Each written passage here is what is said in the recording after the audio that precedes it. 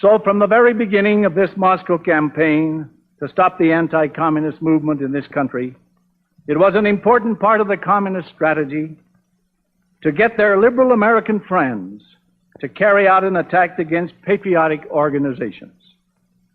Of course, the communists have learned not to attack all patriotic groups at once. Their strategy is to focus on just one organization and make it so detestable and ugly in the public mind that they can hold it up as a sort of tar baby and then use it to smear all other individuals or groups in the same category.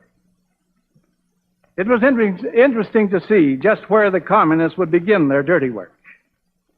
Which organization would be singled out to get the tar brush treatment? It could have been the American Farm Bureau, which the communists have consistently denounced. It could have been the American Legion, Veterans of Foreign Wars, the DAR, the Sons of the American Revolution. These have been favorite communist targets in the past, as had J. Edgar Hoover and the FBI. As it turned out, it was none of these. Instead, the communists chose to focus their attack on a fairly new organization, which very few people had heard about, including myself. They decided to level practically their entire arsenal on the John Birch Society.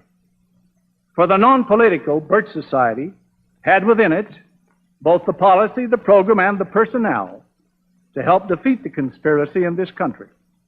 And the communists knew it, for they had seen its results. On February 25th, 1961, the official communist paper in California, The People's World, came out with the opening blast. It said there is a new, secret, fascist society which is setting up cells all over the United States.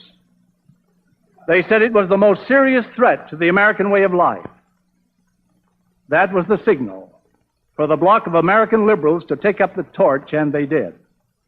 Overnight, the patriotic campaign against communism was almost completely forgotten as the liberal vigilantes heroically rode out in full force to save the country from the terrible Birchers. Not only the ultra-liberal forces rallied to the battle, but some of the most respected conservative press took up the hue and cry, and many prominent, highly respected Americans also fell for the deceptive line. The communists had intended to confuse the American people, and they did. The tar brush tactics smeared the image of the new, small, but rapidly growing John Birch Society to the point where many people thought it must be a group of neo-Nazis or a revival of the Ku Klux Klan. Some prominent, highly respected men who were so deceived that they declared that the infiltration of the John Birch Society was equally as bad as the infiltration of the godless communist conspiracy. From the beginning of this attack, the John Birch Society pleaded for some kind of official investigation so the truth about them could be given to the public. They believed this was the only way they could counteract the tidal wave of false propaganda which was being heaped upon them. But the investigation was so long in coming that the purposes of the Communist Liberal Coalition were completely accomplished. It will probably be a long time before the official report on the John Birch Society gets an honest hearing.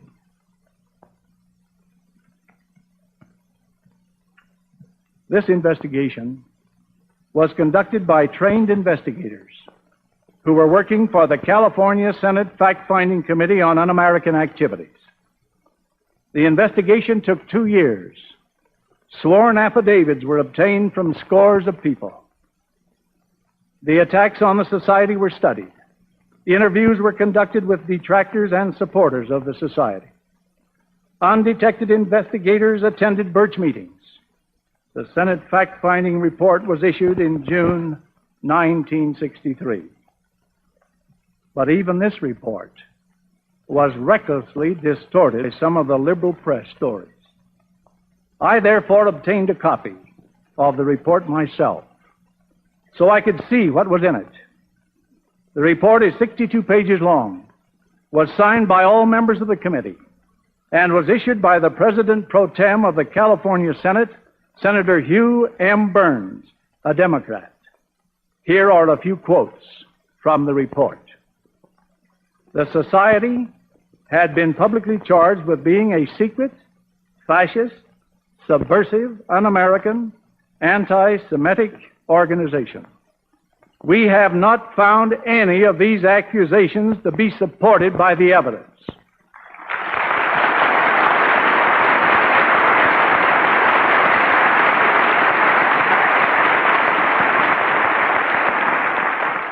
And a further quote from the report, we believe that the reason the John Birch Society has attracted so many members is that it simply appeared to them to be the most effective, indeed the only organization through which they could join in a national movement to learn the truth about the communist menace and then take some positive, concerted action to prevent its spread, unquote.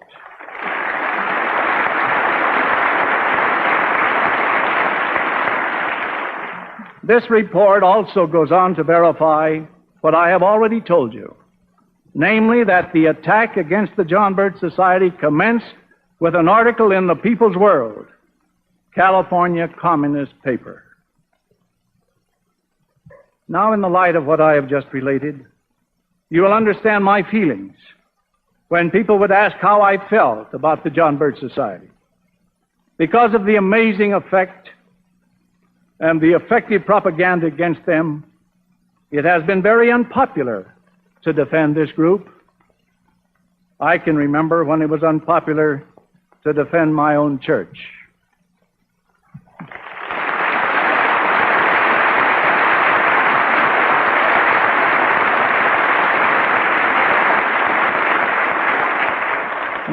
Nevertheless, as soon as I learned what the communists and liberals were doing to the John Birch Society, I felt a deep indignation that this should happen to any non-political, patriotic group of American citizens. I felt it was dishonest, immoral, and crass hypocrisy. I still feel that way. One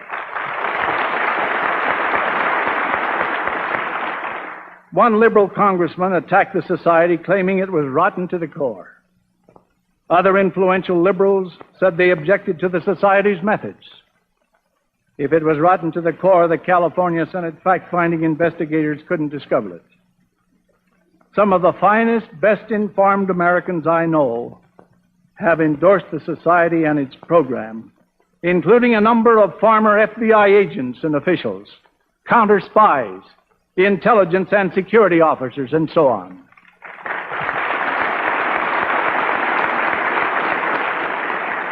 Many nationally prominent, patriotic Americans serve without pay on its council.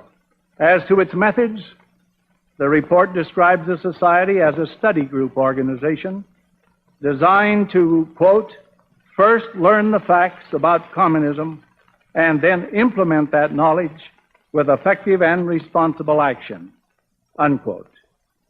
Now, what is wrong with such methods as these? It was communists and American liberals who objected to these methods because they were effective. They turned out to be traditional American methods that I could find no fault with.